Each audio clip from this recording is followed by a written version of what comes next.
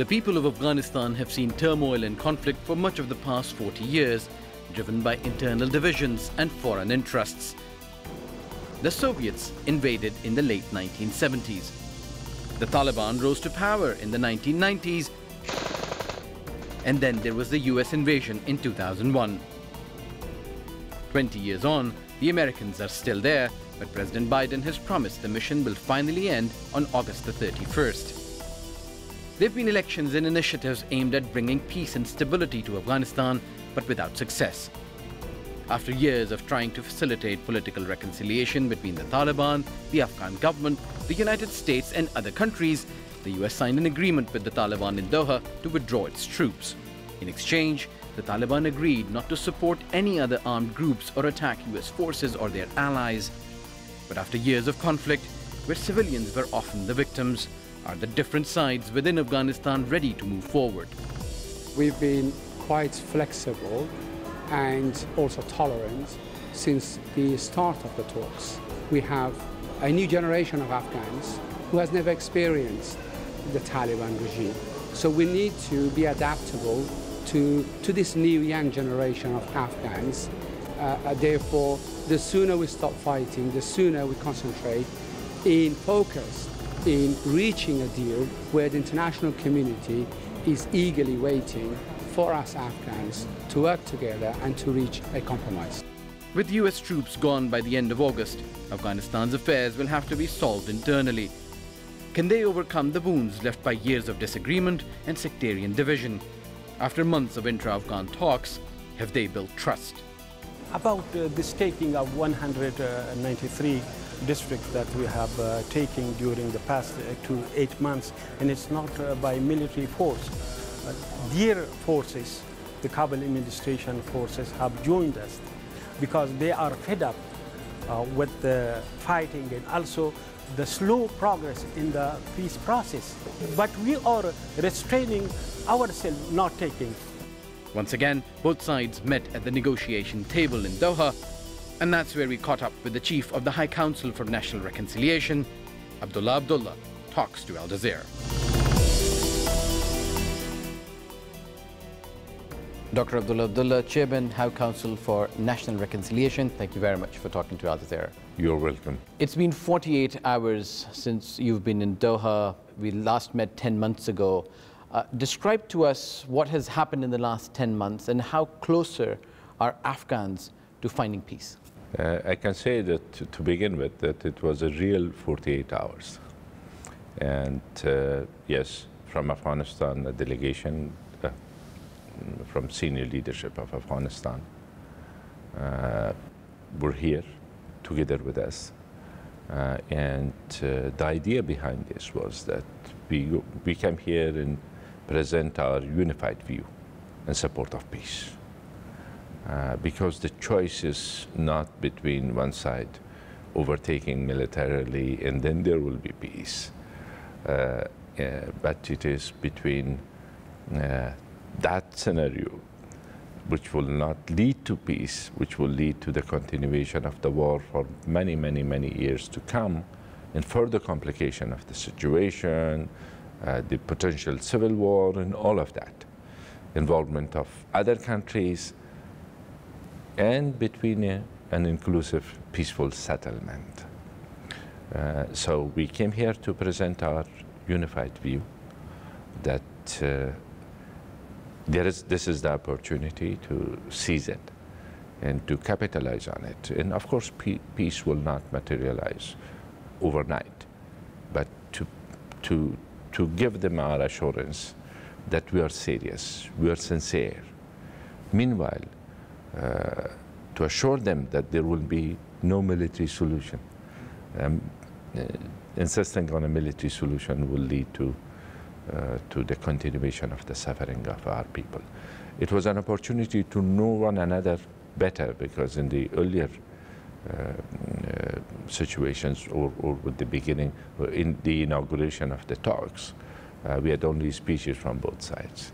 And then later on, there was an opportunity for me in Moscow, but that was a short opportunity. And in between, the delegations have met in different parts. So it was important for us. Now I have much, much more clarity in my mind. And also they should be very clear about our positions. And still I see there are a lot of common points which need to work on it. Speaking to you, you're always an optimist about the success of dialogue and negotiations. But 10 months have passed in trying to know each other. The positions that both sides had for each other remain almost the same. What gives you hope that there is going to be peace? Because the situation on the ground seems to be pointing otherwise. No, the reason for us coming here was not to present our position and say that take it or leave it. I'm not commenting on the attitude of our interlocutors, but this was not our attitude. We came here to tell them that peace is difficult, more difficult than war, and we are here with flexibility to find common grounds, and then move on towards a peaceful settlement. And also, if there is any illusion somewhere that one side can win militarily, we argued that this will not going to happen. Yes, of course, personally, as a person which now I have this responsibility, but apart from that, which has been grown during the war, in at least in the past 36 years of my life, I've been involved in the politics or fighting in Afghanistan one way or another. Well, you were the defense minister in 1996. So. I was the spokesperson for the defense minister, and later on I was the chief of staff for the Minister of Defense, and also the spokesperson for the Ministry of Defense, and later on the Ministry of Foreign Affairs. And earlier in the resistance in jihad against the Soviet occupation of Afghanistan. To see the continuation of suffering of our people, to see the countries which we helped to achieve peace, like Tajikistan. Afghanistan was instrumental in achieving that settlement between two sides in Tajikistan. And to see them developed, and to see the opportunities which are there for the people of Afghanistan and for the region. And we cannot utilize it because of the continuation of the war. It is disappointing. One day more is one more missed opportunity. But it takes both sides. It cannot happen with the goodwill and intention of one side. That's what I was going to come towards, because it takes two parties to reach peace. You say that you've presented the options. Military solution is not viable. It will not result in peace. But the situation on the ground is that the Taliban are making advances. They've taken more than 200 out of the 400 districts in Afghanistan. They're surrounding population centers and provincial capitals.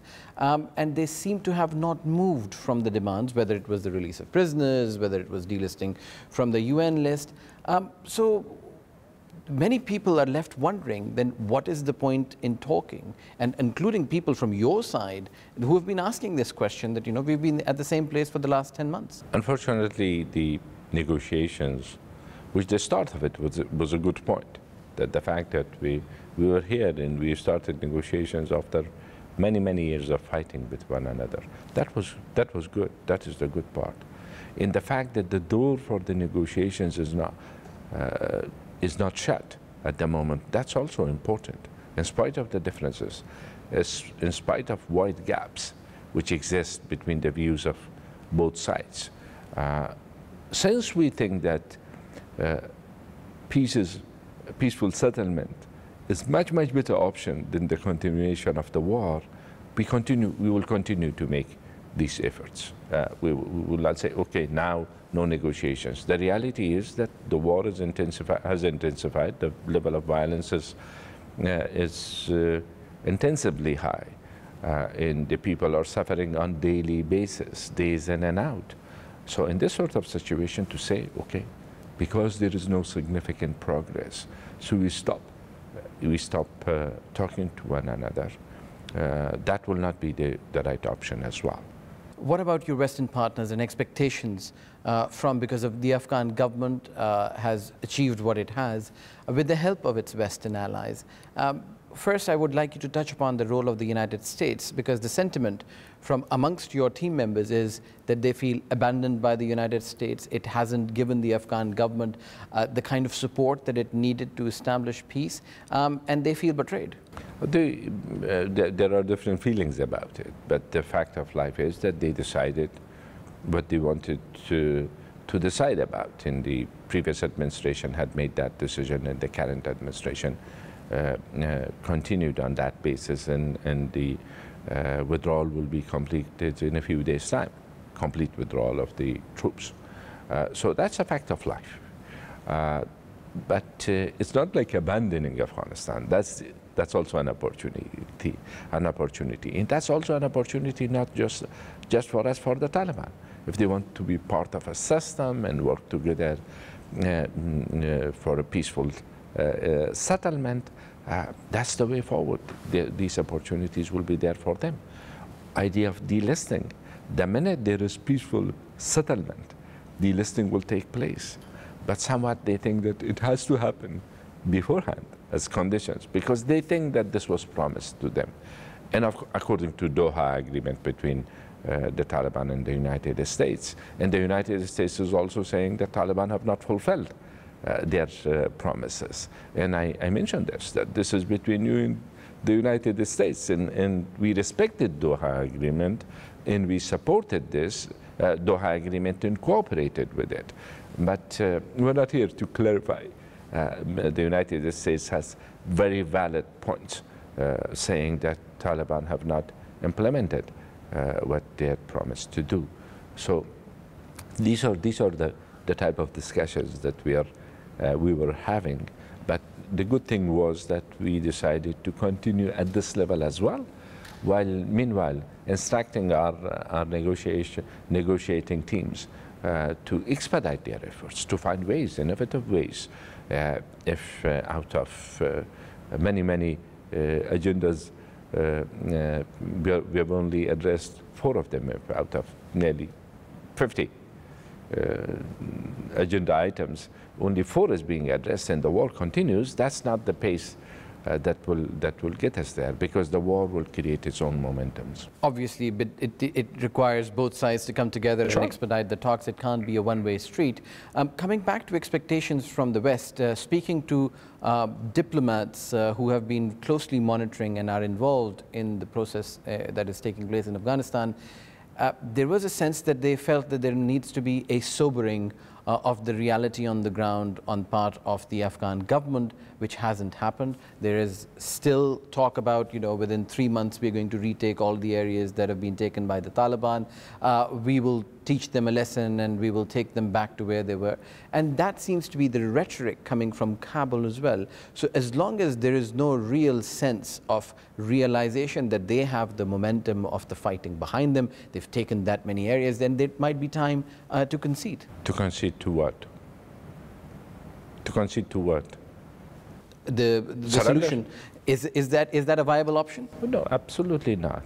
That will never happen. In the war, in the fighting, you will have upsets, you will have setbacks, you will have back and forth, which recently, because of the way that the withdrawal of the international troops took place, Taliban took advantage of that. Today, it's not just the army, it's the people which are resisting. Like, yes, of course, they saw the vacuum, they saw a gap, and then they took advantage of it. Now the people are resisting. Can one group in Afghanistan force its will upon the whole nation by force, through fighting? It will never happen. That's why I said that we came here to say that, look, from one side, there is an opportunity to have peaceful settlement. From the other side, if the thinking is that we will capture areas, district after district, and that will lead to us imposing a military solution. And that military solution, we want to get it through talks. That will not happen. We need to have inclusive, peaceful settlement.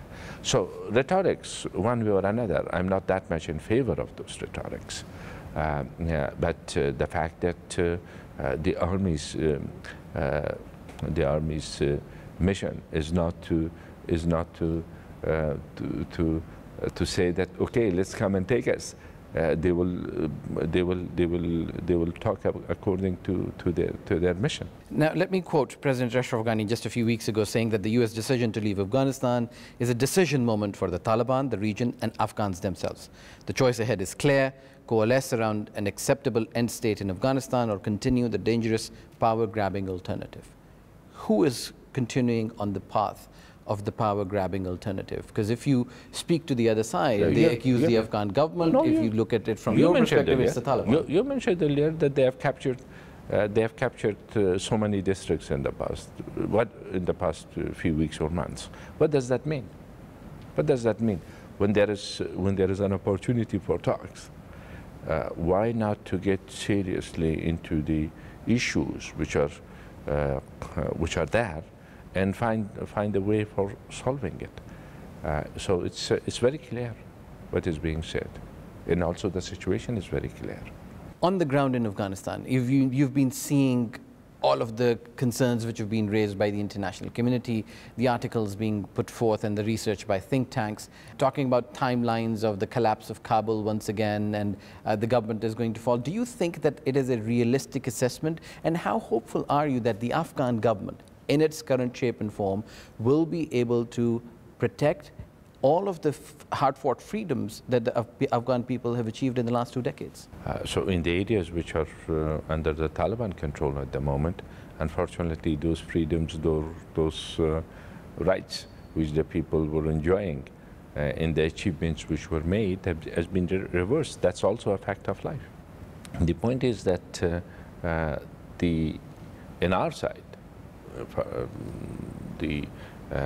what we presented in the past 48 hours was that we have different opinions about the way of life, about the governance and all of that. Can we get together while maintaining our views about human rights, women's rights, freedom of speech? Being here, they should have learned from Al Jazeera.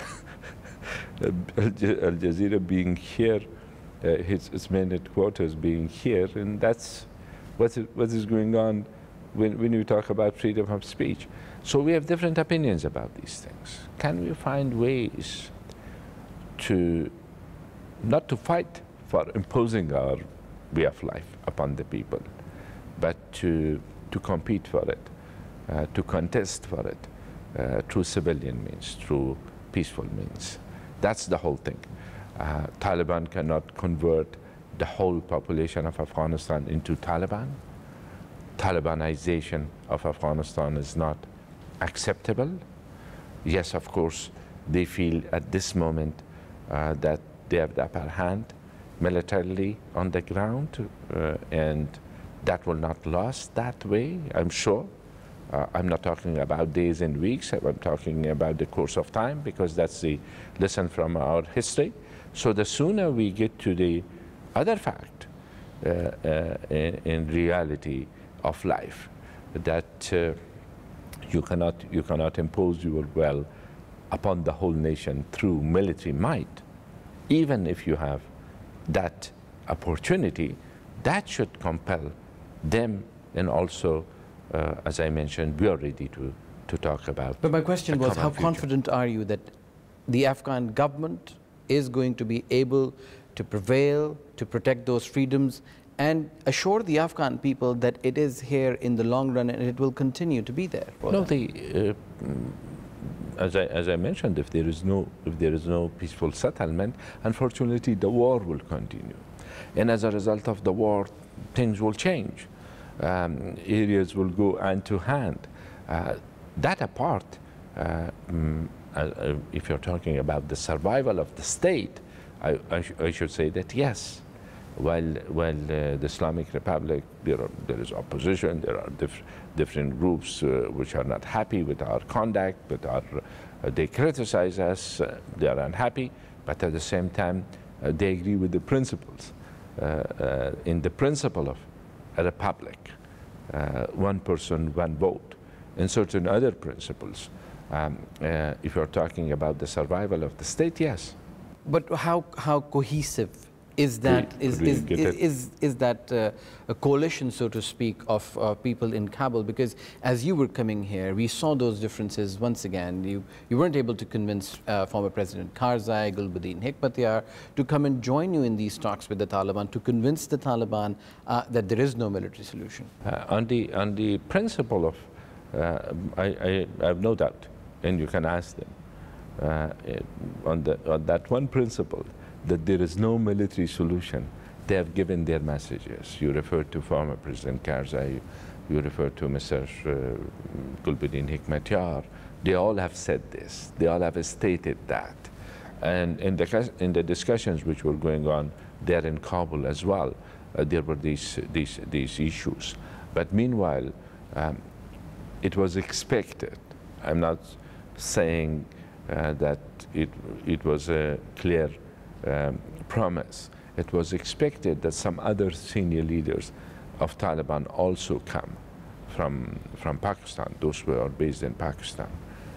And that was one of the main reasons that those leaders didn't participate. But talking about former President Karzai, he accompanied me up to the airport and his support, and he spoke before our departure. So that on the issue of peaceful settlement, I don't think that those who have not participated, that's because they don't believe in it, or they believe that there is a military solution. The message is very clear. Very quickly, we need to discuss about what is happening in the region as well. The Taliban have not just taken areas inside Afghanistan, they've taken at least 4 major border crossings into Afghanistan. Again, we're saying a lot of rhetoric. You're not a man who supports rhetoric from Kabul about how they're being supported from outside powers and how they're getting support. What is the role that the region is playing, and are you hopeful that there's a positive role that can be played by regional powers in Afghanistan? I will be very brief. There is one role that the region can play, and it will be in their legitimate interest. That's support for peaceful settlement, the inclusive peaceful settlement. Okay, different attitudes, different conducts. No time to comment on them, but there's only one way forward to support inclusive peaceful settlement. This will be in the interest of the region. 3 days back, there was a conference in Tashkent. How the ideas of those conferences like that conference was on connectivity, railway between, from Central Asia to Pakistan, from Uzbekistan to Pakistan, through Afghanistan, and other connectivity projects, which it was an important event. How those ideas will materialize without peace in Afghanistan? You have been riding on a lot of hope from the Afghan people. Ever since these talks started, this was a unique opportunity in 2 decades that Afghans finally are sitting across the table with Afghans. This is going to be looked back by people in history. They're going to say this is a pivotal moment where peace could have been achieved in Afghanistan.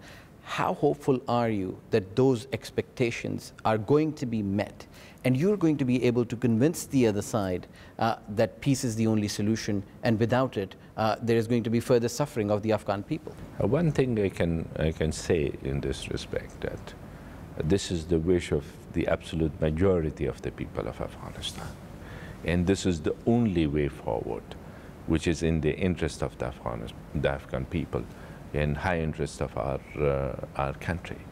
And one thing which I can assure our countrymen, men and women, that I will not spare any moment to make efforts. If there is a small opportunity, we need to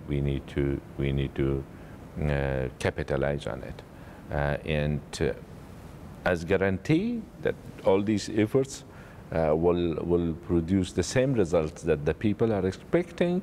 Even in the past 10 months, part of our population are disappointed why these things have not happened. One thing which I can say is that I'll spare no effort in trying to build consensus around it and move forward and make sure that no opportunity is missed. Dr. Abdullah Abdullah, Chairman, High Council for National Reconciliation, thank you very much for talking to Al Jazeera. Thank you.